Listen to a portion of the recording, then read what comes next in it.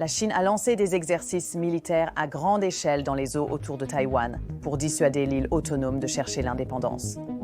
L'armée, la marine et l'armée de l'air chinoise ont envoyé des avions et 19 navires de guerre pour encercler Taïwan lors d'un exercice visant à pratiquer un blocus total de l'air et de la mer du territoire. La Chine renforce ses opérations près de Taïwan, déployant une impressionnante démonstration de force.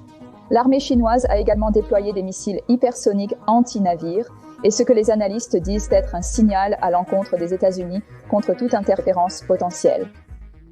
La Chine a effectué son plus grand exercice militaire en encerclant Taïwan de toutes parts. Des centaines de navires de guerre, jets, lance-missiles et unités d'artillerie ont effectué des exercices pour isoler Taïwan du monde. Pour rendre la menace plus claire, l'armée chinoise a diffusé une vidéo montrant des frappes de missiles simulées sur des villes comme Tainan, Hualien et Taichung. Quelque chose de similaire s'était déjà produit quelques mois plus tôt. En décembre 2024, la Chine a envoyé près de 90 navires de guerre et des dizaines d'avions, leur plus grand exercice naval, en décennies. Et même avant cela, en octobre, Taïwan avait suivi 125 jets chinois et 34 navires de guerre grouillant près de son espace aérien. Mais ces exercices diffèrent de ceux vus précédemment. Quelque chose cloche, le timing paraît trop délibéré. Le ton est beaucoup plus agressif, et le rythme auquel ils avancent ne ressemble plus à une démonstration de force. On dirait une préparation pour une prise de contrôle hostile. Et tout cela se passe alors que l'économie chinoise s'effondre. Les tarifs étouffent les exportations. Les acheteurs américains se retirent, et les usines construites pour ce commerce ferment les unes après les autres. Pour un régime basé sur le contrôle, cela est un cauchemar. Xi Jinping est acculé dans un coin sans bonnes options restantes. Lorsqu'un régime comme le Parti communiste chinois sent son emprise faiblir, même légèrement, il réagit avec violence. C'est là que son vrai visage se révèle. C'est ainsi que des événements comme le massacre de la place Tiananmen se produisent. En 2019, Trump a imposé 200 milliards de dollars de tarifs à la Chine. Peu après, le monde était confronté à un virus mortel originaire de Wuhan. Le Parti communiste chinois n'a jamais présenté d'excuses pour ces actes. Au lieu de cela, ils ont simplement continué comme si rien ne s'était passé. Cela se reproduit.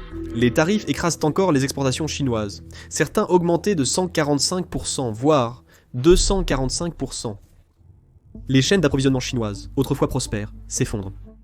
Et au lieu d'ajuster ou de résoudre le problème, la réponse de Pékin a été l'orgueil et le silence. Pour Xi, la Chine n'est plus une économie en difficulté, mais une superpuissance. Quand une superpuissance est humiliée, elle ne reste pas muette, elle contre-attaque. Les images satellites récentes révèlent un important renforcement militaire dans la province du Fujian, située face à Taïwan. Des chars amphibies, type 63, à des lance-roquettes multiples, longue portée, PH, L-19, des radars, type 305, et des convois logistiques pour déploiement rapide sont inclus. Le trafic ferroviaire militaire s'intensifie vers la région, avec un afflux de véhicules d'assaut et de missiles mobiles près des bases côtières. Tout pointe vers une seule chose, loin de ressembler à de la défense. La Chine se prépare à la guerre. Pour comprendre les causes et les conséquences potentielles, il faut examiner les origines de ce phénomène. Comment une guerre, une révolution et un avertissement américain ont façonné tout ce qui se passe actuellement. Taïwan est devenu le dernier morceau de la Chine que Mao n'a pas pu prendre, et les États-Unis ont veillé à ce qu'il ne le fasse jamais. Cette vidéo explique la division Chine-Taïwan, les plans d'invasion de la Chine, et la stratégie de défense de Taïwan visant à affaiblir les forces chinoises. Le Parti communiste chinois promeut l'idée que la Chine continentale est la mère patrie de Taïwan. En réalité, Taïwan, officiellement la République de Chine, est plus ancienne que la Chine. Officiellement la République populaire de Chine. Un extrait récent du président taïwanais a souligné ce fait. Cette vidéo a été massivement signalée par des bots chinois puis discrètement bannie. Il est probable que les bots du Parti communiste chinois ciblent aussi cette vidéo. Pour nous aider grandement, cliquez sur le bouton j'aime et abonnez-vous en bas, merci beaucoup. D'accord, commençons depuis le début. Vous voyez, au XVIIIe siècle, Taïwan faisait simplement partie de l'Empire Qing, qui régnait essentiellement sur toute la Chine actuelle. En 1895, les forces japonaises ont pris le contrôle de Taïwan, battant le gouvernement Qing pendant la première guerre sino-japonaise. Suite au traité de Shimonoseki, Taïwan est devenue une colonie japonaise à part entière. Le Japon a gouverné Taïwan pendant 50 ans, développant les infrastructures, mais cherchant aussi à effacer l'identité chinoise de l'île. Taïwan étant devenu une base d'approvisionnement pour l'Empire japonais, et sa population vivait sous un contrôle nippon strict. Pendant ce temps, la République de Chine a renversé l'Empire Qing et a pris le contrôle de la Chine continentale en 1912. Avançons rapidement jusqu'à la fin de la Seconde Guerre mondiale. Le Japon venait d'être écrasé.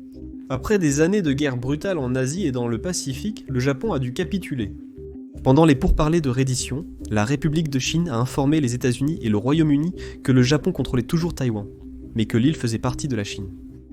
Ils ne l'ont prise que parce qu'ils ont battu l'Empire Qing. Pendant les négociations sur la reddition du Japon, nous apprécierions que vous incluiez le retour de Taïwan à la République de Chine. Les Alliés ont accepté.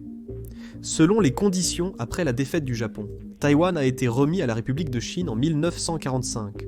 Les forces japonaises sur l'île se sont rendues aux troupes chinoises, restaurant ainsi la souveraineté chinoise sur Taïwan, du moins sur le papier.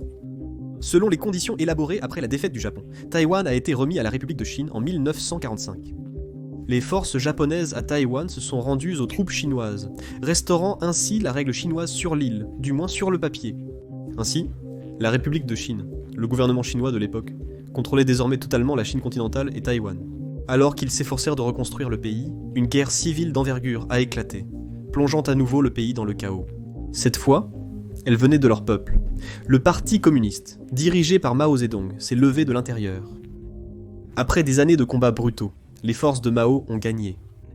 Il a créé la République populaire de Chine, devenue le Parti communiste chinois actuel. Pendant ce temps, l'ancien gouvernement, la République de Chine, a emballé ce qui restait et s'est enfui à Taïwan, gardant le contrôle du dernier territoire chinois en leur possession.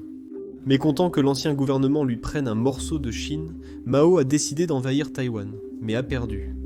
Mao n'en resta pas là. Il planifia aussitôt une seconde invasion, massant ses troupes sur la côte en attendant le moment propice. Mais cette fois, les États-Unis sont intervenus. Tout juste sortis vainqueurs de la Seconde Guerre mondiale et au début de la guerre froide, les États-Unis n'allaient pas permettre au communisme de s'étendre plus. Washington l'a clairement indiqué, Taïwan n'était pas qu'une simple île disputée. Le Congrès a adopté une loi promettant l'aide militaire américaine en cas d'attaque contre Taïwan, avec un avertissement sévère à Mao. La menace de bombarder la Chine si elle persistait a stoppé net les actions de Mao, qui a reculé. C'est alors que la Chine a compris que pour être considérée comme une superpuissance, elle devait posséder ses propres armes nucléaires. La destruction mutuelle assurée. Personne ne gagne, mais tous ont trop peur pour commencer. Malgré le risque de guerre nucléaire, la Chine n'a jamais cessé de rêver de Taïwan. Mao a tenté de le faire, mais a échoué. Et maintenant, c'est l'obsession de Xi Jinping de terminer ce que Mao n'a pas pu. Pour ramener Taïwan, longtemps perdu, sous l'emprise de Pékin et graver son nom dans l'histoire chinoise pour toujours. La seule différence est que la Chine n'est plus le pays faible et brisé qu'elle était autrefois. Maintenant, ils ont des armes nucléaires. Ils possèdent désormais l'une des armées les plus puissantes au monde. Et ils sont de retour, plus forts, plus bruyants et plus déterminés que jamais à récupérer l'île qu'ils n'ont jamais cessé de considérer comme la leur. La Chine a utilisé des menaces de force, pressions économiques et commerciales, désinformation en ligne et cyberattaques. Je veux dire, vous nommez une tactique sale et il y a de fortes chances qu'il l'ait déjà utilisée sur Taïwan. Pékin espérait que tout cela briserait Taïwan de l'intérieur. Que la vie deviendrait si dure, si effrayante, que les gens abandonneraient l'indépendance, ou du moins commenceraient à perdre foi en leur gouvernement. Mais au lieu de cela s'est retourné contre eux. Les sondages révèlent que la majorité des Taïwanais préfèrent le statu quo. Les menaces de Pékin ne font qu'accroître la méfiance à son égard. La Chine n'a plus qu'une seule option, celle que personne ne souhaite, une prise de contrôle hostile. L'armée chinoise évoque souvent une attaque en 3 parties, débutant par une vague de frappes de missiles nommée Opération de frappe de puissance de feu conjugué, visant à anéantir la défense de Taïwan rapidement. Des centaines de missiles balistiques et de croisières s'abattraient, paralysant les radars d'alerte précoce, les bases aériennes et les missiles anti-navires. Des bombardiers et des drones détruiraient les centres de commandement, les réseaux électriques et les défenses aériennes. La Chine chercherait à dominer les airs et les mers avant que Taïwan ne puisse demander de l'aide. Les avions de chasse de l'armée de libération du peuple envahirent le ciel, pourchassant ou bombardant les avions de combat taïwanais. Des navires de guerre et des sous-marins à missiles occuperaient les eaux, posant des mines au besoin. Et une fois que les cieux et les mers sont verrouillés, l'île serait coupée, seule, encerclée, et face à la menace d'une invasion. Simultanément, la Chine imposerait un blocus. Les navires de guerre de la Peuple Libération Armée Marine et de la garde côtière se mobiliseraient pour sceller les ports majeurs de Taïwan, Kaohsiung, Taichung et Keelung, et patrouilleraient constamment dans le détroit. Ils monteraient à bord ou repousseraient les navires transportant carburant, nourriture ou armes. Ils pourraient même miner les voies de navigation pour isoler totalement Taïwan. Les avions de l'armée de libération du peuple déclareraient une zone d'interdiction aérienne sur les îles à l'est et au sud, obligeant les avions civils et militaires à s'identifier et permettant à la Chine de contrôler qui vole où. Des indices sont déjà visibles. Les navires chinois ont commencé à exiger des informations d'identification et de cargaison des bateaux passant près de Taïwan. En 2023, les jeux de guerre chinois comprennent des zones de quarantaine simulées et des lignes de piquet de sous-marins au large des côtes de Taïwan. Mais si le bombardement et le blocus ne brisent pas Taïwan, et que les renseignements chinois prévoient pas cet échec, la phase suivante sera déclenchée. L'invasion amphibie. Les dirigeants de l'armée de libération du peuple savent qu'un long blocus donnerait à Taïwan et ses alliés le temps de se préparer. Donc leur doctrine prévoit une frappe rapide, une fois la première vague de paralysie en place. Les analystes chinois préfèrent les campagnes courtes et intenses aux longs sièges, craignant que chaque jour supplémentaire n'invite qu'une intervention des États-Unis. Selon certains, une fois les défenses aériennes taïwanaises affaiblies et les navires américains éloignés, la Chine enverrait ses troupes traverser le détroit. Des centaines de navires de débarquement, bateaux d'assaut et engins amphibies, une flotte d'invasion massive, se lanceraient simultanément et viseraient dans plusieurs points sur la côte ouest de Taïwan, comme Taichung ou Miaoli. Les têtes de pont seraient saisies le premier jour, et une fois qu'elles sont sécurisées, des dizaines de milliers d'autres troupes afflueraient. Les plans chinois parlent d'une première vague de 15 000 à 20 000 soldats, avec plus qui sauteraient le jour suivant. Pendant ce temps, les roquettes de l'armée de libération du peuple persisteraient à marteler toute contre-attaque taïwanaise. Affronter cette invasion sur les plages serait le plus grand défi pour Taïwan. Les défenses de Taïwan seraient déjà fragmentées après les barrages de missiles. Mais Taïwan connaît aussi le jeu. En fait, ils ont élaboré un plan de fin du monde conçu pour saigner la Chine à blanc, avant que le premier drapeau n'atteigne jamais Taipei. Les généraux taïwanais prévoient de tendre une embuscade aux navires de débarquement et de détruire l'équipement lors du déchargement. Dans une stratégie de défense rappelant le Vietnam ou les batailles des îles du Pacifique, surnommée stratégie du porc-épic, les troupes taïwanaises se dissimuleraient dans les villages, collines, tunnels et bunkers, rendant chaque mètre de terrain mortel pour les marines chinois. Dans l'armée de libération du peuple, ils le savent. La doctrine chinoise prévient qu'il faudrait des semaines de combats, de rues brutaux, après un débarquement réussi avant la chute de Taipei. Un cauchemar qui évoquerait les premiers jours du D-Day, mais de manière plus sanglante. Des stratèges chinois préféreraient éviter ce débarquement cauchemardesque s'ils le peuvent. Dans les simulations de guerre de Rand, les stratèges étudient des scénarios où la Chine bloquerait et bombarderait Taïwan, puis attendrait, espérant que Taïwan cède ou que les États-Unis reculent. Un scénario parlait de couper les livraisons de pétrole sans frapper d'abord les grandes cibles, transformant le combat en un long et laid concours d'usure. En vérité, si la Chine envahissait ou bloquait Taïwan, les troupes américaines et japonaises se hâteraient dans la zone. La Chine parie sur le fait que le temps use tout le monde. Les analystes notent que dans un long conflit, les Marines et les forces aériennes vieillissent vite. La Chine pense pouvoir mieux endurer l'affaiblissement que les États-Unis, et réduire les options américaines sans tirer un seul coup de feu. Nous avons déjà vu la Chine tester ce genre de stratégie. En 2023 et 2024, Pékin a discrètement interdit à ses touristes de visiter Taïwan. Elle a utilisé de faux avertissements sanitaires et des règles coronavirus disease fallacieuses pour entraver le commerce.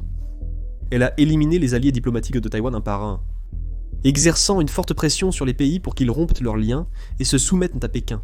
Pendant ce temps, les pirates informatiques chinois et nord-coréens ciblent le gouvernement, l'armée, les banques et les réseaux électriques de Taïwan chaque jour. Selon les autorités taïwanaises, elles subissent des millions de cyberattaques mensuelles. Il est fort probable que le Parti communiste chinois ait déjà infiltré les systèmes de Taïwan. Ils ont dissimulé des logiciels malveillants et des portes dérobées, attendant discrètement d'être activés. Le but n'est pas une destruction immédiate. Il faut rester discret jusqu'au moment idéal. Les États-Unis en ont fait l'expérience en 2020.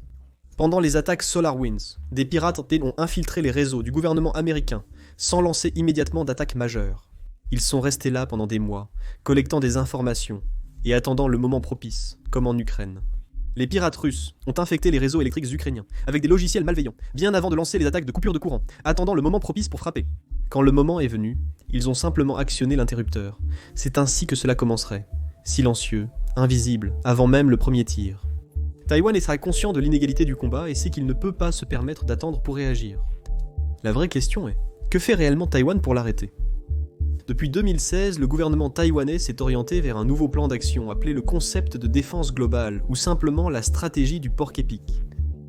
Au lieu de rivaliser avec les forces armées gigantesques de la Chine, ce qui serait suicidaire, Taipei a investi dans des armes plus petites, mobiles et cachées, capables de survivre à la première vague d'attaque et de riposter avec force. Taïwan a amassé de nombreux missiles anti-navires, tirés depuis le sol, comme le Tsungfung 2 à longue portée et l'hypersonique Yungsung 3, capable de détruire des navires. Ils ont caché les missiles dans des tunnels de montagne et les ont montés sur des camions de lancement mobiles, pouvant surgir, tirer et disparaître avant même que la Chine ne réalise ce qui s'est passé. L'idée est simple, si la Chine essaie de débarquer des troupes, Taïwan ne les rencontrera pas sur les plages. Taïwan les tuera en mer, et ils ne s'arrêtent pas là. Taïwan produit déjà massivement une version à portée étendue de ses meilleurs missiles. En cas de conflit, les sous-marins américains peuvent attaquer les flottes chinoises en mer de Chine méridionale avant même qu'elles ne s'approchent. De même, les avions de chasse taïwanais seraient dispersés dans des abris souterrains ou sur des aérodromes civils pour survivre à une première salve de missiles. L'île a testé des autoroutes et des routes, comme pistes d'atterrissage de secours, prêtes à déployer des avions de chasse si les bases sont détruites. Les défenses aériennes sont constamment exercées. Lors des exercices de Hong Kong de l'été dernier, Taïwan a déployé des Patriots mobiles et des unités surface-to-air missiles Tiancong autour des cibles clés, a lancé des roquettes intercepteurs et a pratiqué l'interception de faux missiles visant les aéroports et les ports. L'idée est d'avoir une défense distribuée. Au lieu d'empiler tous les avions sur une seule base, vous dispersez les lanceurs mobiles, les radars et les véhicules partout. Malgré les frappes puissantes de la Chine, Taïwan peut toujours riposter en utilisant chaque avantage local sur le terrain. La lutte de style guérilla et les milices font partie intégrante du plan. Le public taïwanais serait dans un état d'alerte généralisé. Policiers, pompiers, agriculteurs et travailleurs. Une fois l'invasion commencée, tous prennent leur rôle dans le plan du jour du jugement dernier de Taïwan, qui entrerait en vigueur presque immédiatement. En quelques heures, l'île deviendrait l'une des forteresses les plus fortement armées au monde. Chaque rue, chaque ruelle, chaque ville prête à se battre. En fait, le gouvernement de Taipei a déjà organisé des exercices de défense civile à grande échelle, appelés exercices Wan'an, où les civils s'entraînent à se déplacer vers des abris. Les premiers intervenants simulent des pannes d'électricité et des incendies, et des barrages routiers sont mis en place pour ralentir une avancée ennemie. Ils relancent les réserves et l'entraînement de la milice. Lors des exercices de l'an dernier, des réservistes féminines ont été appelées pour la première fois à apprendre des tâches sur le terrain. Une idée centrale est de tenir jusqu'à ce que l'aide arrive. Taïwan estime qu'elle pourrait recevoir au maximum quelques semaines d'avertissement, puis elle passerait en temps de guerre et mobiliserait ses 1,5 million de réservistes pour gérer les unités de seconde ligne. Les hauts commandants taïwanais ont même déclaré publiquement que toute la société doit être prête à résister aux conditions de siège en stockant du carburant, des médicaments et de la nourriture en prévision d'un blocus. Militairement, Taïwan s'éloigne également de l'ancienne pensée de la guerre froide. Ils gardent des chars et destroyers anciens. Mais même les analystes taïwanais préviennent que les gros systèmes lourds sont vulnérables. Selon les critiques, Taïwan a surinvesti dans de grandes armes conventionnelles, navires lourds et jets vieillissants, négligeant des capacités plus intelligentes et asymétriques. Dans une vraie guerre contre la Chine, chaque dollar gaspillé pourrait coûter de vraies vies. Les nouveaux plans de défense de Taïwan misent carnivore sur des cibles mobiles rapides, des missiles, des bateaux, de l'artillerie de roquettes, des drones et des mines marines. Taïwan mise sur de petites corvettes à missiles plutôt que des destroyers onéreux, et privilégie les lance-roquettes montées sur camions pour son armée. Une proposition suggère même de construire des silos de missiles mobiles, à l'intérieur des terres, pour tirer des missiles de défense côtière. Pour l'air, l'accent est mis sur la quantité et la dispersion. Les avions d'alerte radar restent discrets, tandis que des dizaines de batteries de missiles solaires mobiles parcourent l'île en permanence. Taïwan sait qu'elle ne peut pas stopper une volée de roquettes chinoises uniquement avec des intercepteurs. Elle vise donc à perturber la domination aérienne chinoise, la rendre chaotique et coûteuse, en utilisant des surface-to-air missiles mobiles moins onéreux, répartis sur l'île. En bref, Taïwan essaie d'être une cible mobile. Difficile à trouver et à tuer. Mais peu importe le plan, tous savent une chose. Taïwan ne peut pas gagner seul une guerre. Son plan repose sur l'aide extérieure en cas de conflit. Il est clair pour le gouvernement de Taïwan et les penseurs de la défense que les États-Unis, et dans une moindre mesure le Japon, sont cruciaux. La loi sur les relations avec Taïwan oblige l'Amérique à fournir des armes. Et pendant des décennies, le Pentagone va expédier à Taïwan tout, des missiles Patriot et des améliorations de jets F-16 à des sous-marins et des drones d'attaque. Pourtant, préviennent les analystes, dans la plupart des jeux de guerre, Taïwan ne peut pas tenir assez longtemps par elle-même. Si la première vague de missiles chinois réussit, Taïwan devra se défendre avec l'infanterie cachée, les lance-roquettes et les forces mobiles restantes. L'aide des États-Unis doit donc arriver rapidement. Missiles de croisière, bombardiers, groupes de frappe de porte-avions. Sinon, Taïwan pourrait être contraint à la reddition.